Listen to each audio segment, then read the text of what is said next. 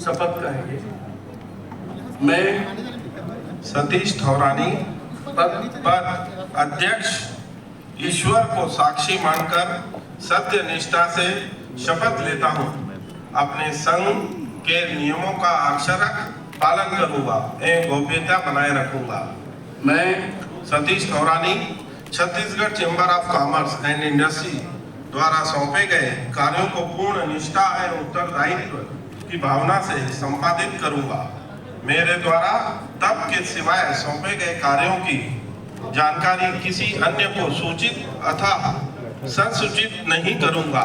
जबकि ऐसा करना आवश्यक हो, सदैव व्यापारियों एवं उद्योगपतियों के सतत एवं संपूर्ण विकास के लिए प्रयत्नशील रहूंगा।